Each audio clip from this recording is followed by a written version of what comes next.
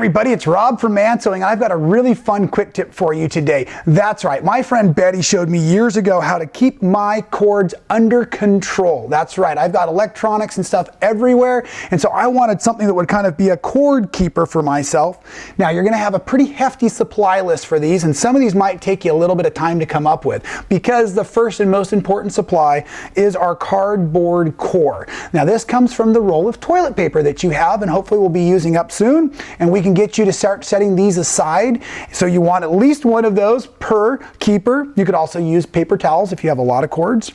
I have Heat and Bond Feather Light, which is a paper-backed fusible web. I have a liquid glue that I'm going to be using as well here, and then just a little bit of super fun fabric.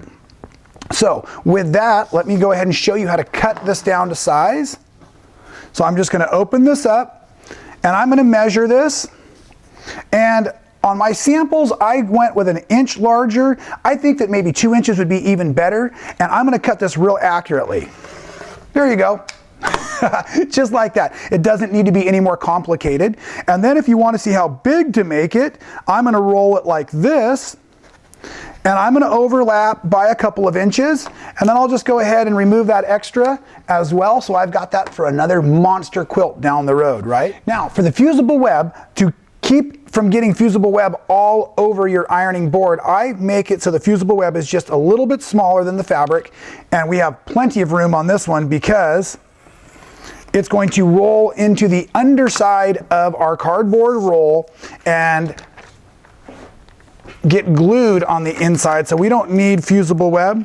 So I'm just going to give myself another little trim like this to make sure I have no problems. Now, these paper-backed fusibles, the paper is up, the fusing is down. This one's a nice light, so it's about 2 to 3 seconds. Glide your iron over there. And now I'm gonna let this cool for a second, so I must tell a joke or something like that. So two guys walk into a bar, and it's done now. So now that I've got that nice and cool here, I'm just gonna peel this off. Next step, this is kind of fun, but you have to be very cautious. You've got plenty of room in either direction, right? So now what I'm going to do is I'm going to fold the edge under just slightly. Let me switch hands real quick. This you want to be really careful with because you do not want to touch the glue side with the iron. So I'm running that just to bond, and I never touched the glue with the iron, only the fabric to the fabric. That's what that looks like there. That's my finished edge. So now what I'm going to do literally is take this and start rolling it here. And now I'm heating it and heating it.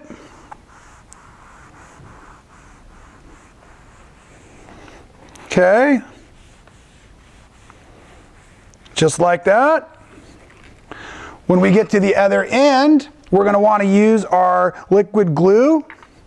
I'm going to take a nice hefty bead of liquid glue and put it on the edge there. Then I'm going to stick that down.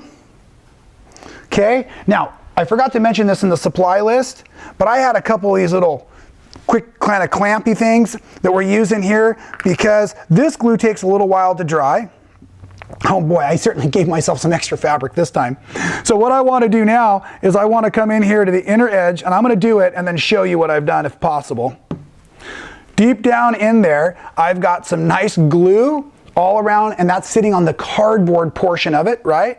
So from that side, now I'm just going to start tucking this down and in, like yay. And then when I did it with just a 1-inch overlap, I had to clamp to keep that nice and secure. With all of this extra fabric, the clamps aren't nearly as necessary, and I'm a little afraid that I might have given myself a little bit much. So I'm just going to trim that down. You can see how important this is as far as accuracy. Not. I mean, we are using a roll of toilet paper. Then I'm going to get my glue in there again. And I've just got a nice little bead of glue running all through there.